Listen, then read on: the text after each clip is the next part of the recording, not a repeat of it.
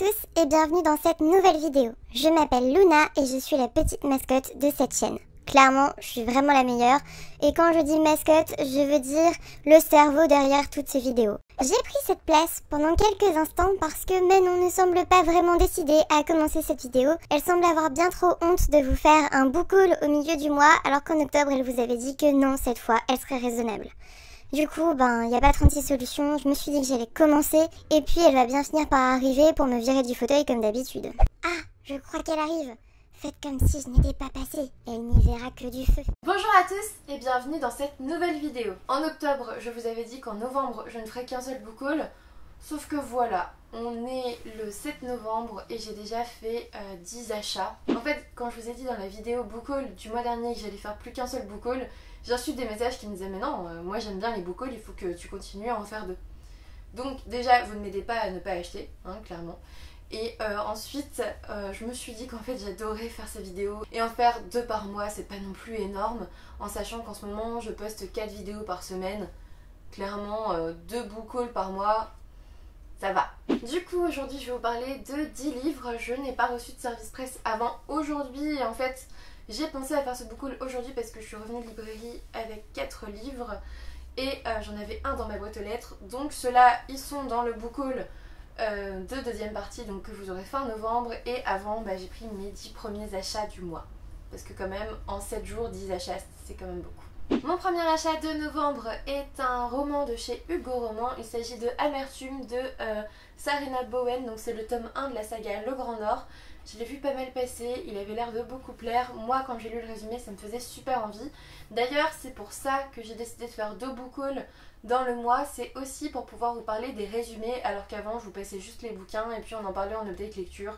Je me suis dit quand même que c'était plus sympa de vous faire le résumé. Je vous le ferai pas forcément à chaque fois si j'en ai parlé dans les sorties livresques et tout ça, mais quand ce sont des sorties d'un petit moment, je trouve ça quand même plus sympa. De ce que j'ai compris, nous allons suivre une jeune femme qui a été missionnée par son entreprise pour aller dans un petit coin paumé du Vermont pour négocier des choses au niveau de son entreprise. Et en fait, elle va rencontrer le jeune homme qui a moins de 30 ans et qui est chef de son entreprise, donc dans l'agriculture, lui pour le coup, après le décès de son père. Ces 2 personnages se connaissaient déjà à l'université où ils avaient déjà passé quelques nuits ensemble, donc ça promet quelques rebondissements plutôt torrides, on va dire. C'est quand même de la new romance, hein. J'ai eu beaucoup de bons échos sur ce roman, donc j'avais envie de m'en faire ma propre idée, et comme je l'ai trouvé d'occasion, je fonce dessus en fait. Avec le suivant qui est aussi un Hugo Roman, je les ai trouvés tous les 2 d'occasion comme neufs, reçus en effet comme neufs. Rien à redire, j'ai vraiment hâte de le découvrir. Du coup, toujours chez Hugo Roman, j'ai acheté, donc toujours d'occasion, Et puis soudain succombé, donc le tome 1 de Laura S. Wilde aux éditions Hugo Roman dans la collection New Romance. Celui-ci aussi, enfin cette saga aussi, je l'ai beaucoup vu passer ces derniers temps et elle me faisait super envie. De ce que j'ai compris, on va suivre une jeune femme qui vit avec ses 2 meilleures amies et qui a apparemment survécu à une sorte de drame dont on ne sait rien. Elle va rencontrer un jeune homme et là forcément le côté amoureux va bien sûr surgir, sauf que j'imagine qu'avec ses 2 meilleures amies ça va pas forcément se passer comme prévu, et surtout ils disent que ça va faire ressurgir plein de secrets qu'ils pensaient enterrés. C'est très mystérieux comme résumé, mais justement j'ai envie d'en savoir vraiment plus. Je l'ai mis dans ma pile à lire de novembre, donc j'espère pouvoir le découvrir très rapidement. Ensuite, j'ai enfin récupéré le dernier roman de ma commande France Loisirs parce que j'avais commandé en octobre mais je ne l'avais pas reçu. Il s'agit de Le Royaume d'Esia, donc la stèle du destin de Mélanie Gaujon, donc aux éditions France Loisirs. C'est apparemment le prix de l'imaginaire 2018 et c'est uniquement pour ça que je l'ai acheté, parce que je n'avais pas lu le résumé avant de l'acheter. En fait, j'aime bien découvrir les prix comme ça de l'imaginaire. À chaque fois ça fait de très belles surprises. De ce que j'ai compris, on va beaucoup se situer dans la vie après la mort, parce que le royaume d'Esia, c'est là où les âmes damnées sont envoyées après justement la mort. Et apparemment il y a une terrible épidémie dans ce royaume d'Esia, et on va avoir un petit garçon qui a une pierre rouge très mystérieuse. On va lui proposer de devenir pasteur d'âme, etc. Bref, s'il y a un phénix sur la couverture, c'est parce qu'on va suivre le prince Lucifel, il me semble, qui a un phénix qui s'appelle Mélissande. Et en fait on va surtout suivre du coup ce prince dans cette histoire. On va le suivre, on va le voir évoluer dans ce royaume. Et rien qu'en sachant ça, j'avais très envie de découvrir cette histoire. C'est une petite briquette, ça fait 560 pages. Donc voilà, je le lirai pas tout de suite, mais je suis très contente de l'avoir reçu. Ensuite, chez France Loisirs, je me suis pris la bibliothèque des citrons de Joe Cottrell, donc aux éditions France Loisirs, parce que Elodie de la chaîne Elliot et des livres avait parlé d'une future lecture commune sur ça et d'une rencontre, comme d'habitude, à France Loisirs près de chez elle. Et ça me disait carrément, en plus au niveau du résumé, franchement ça m'attirait bien. De ce que j'ai compris, on va suivre une jeune fille qui s'appelle Calypso, dont la mère est décédée et le père écrit une histoire sur des citrons, je crois. Elle va totalement se perdre dans la bibliothèque de ce dernier et puis sa vie va totalement changer lorsqu'elle va rencontrer une petite nouvelle à l'école et rien qu'en sachant ça, j'avais envie de le lire parce qu'ils disent qu'en fait ça va tourner autour des délices de l'écriture, de la lecture, etc. Et moi il m'en faut pas plus, en sachant que j'ai vu beaucoup d'avis positifs sur ce roman, je pense que je ne prends pas trop de risques. Je ne pouvais pas passer à côté de ce roman, je me suis acheté le dernier Virginie Grimaldi, donc Chère Mamie aux éditions Fayard, le livre de poche. Comme vous l'avez sûrement déjà vu, ce sont en fait les petites vignettes qu'elle faisait sur Instagram avec la petite lettre à chaque fois à sa mamie, donc tout est là-dedans.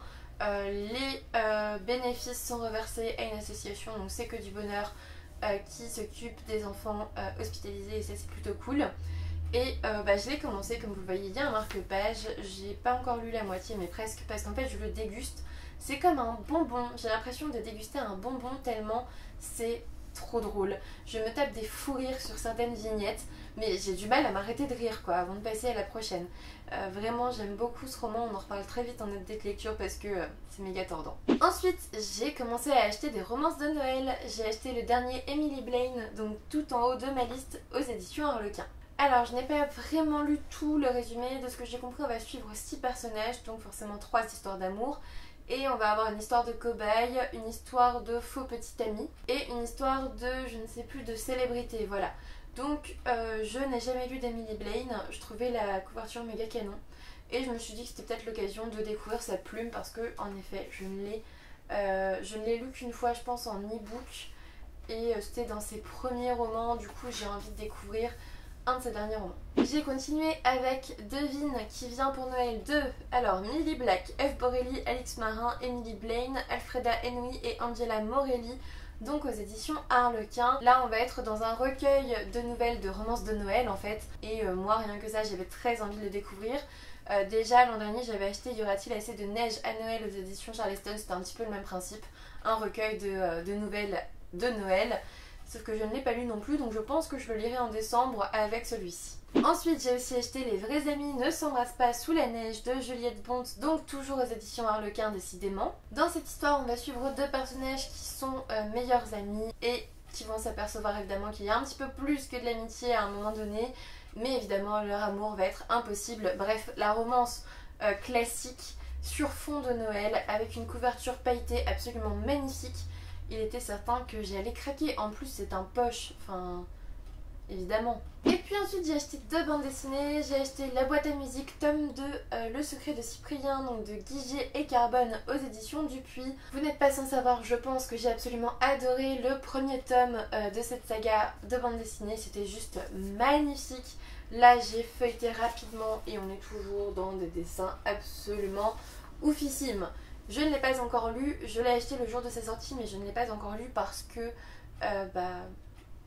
j'attends le bon moment. En fait j'attends le moment où je me dirais vas-y tu peux la lire, ça va pas te manquer une fois que tu auras terminé. Parce que j'ai tellement attendu ce tome 2 que je veux le déguster. Et puis j'ai aussi acheté la bande dessinée Le fantôme de Canterville d'Eléa Bird aux éditions Jungle dans la collection Pépites. C'est une bande dessinée que j'ai déjà découverte pour Halloween. Je vous invite à aller voir l'update lecture où j'en parle ou alors la chronique sur le blog. Je vous mets bien sûr tous les liens en barre d'infos comme d'habitude. Pour le coup je ne vais pas vous en parler, je vous en parle déjà dans 2 vidéos, je pense que ça suffit. Cette vidéo est maintenant terminée, j'espère que ça vous aura plu. N'hésitez pas à me dire si vous avez déjà lu certains des romans que je viens de vous présenter parce que 10 achats en 7 jours c'est quand même déjà beaucoup.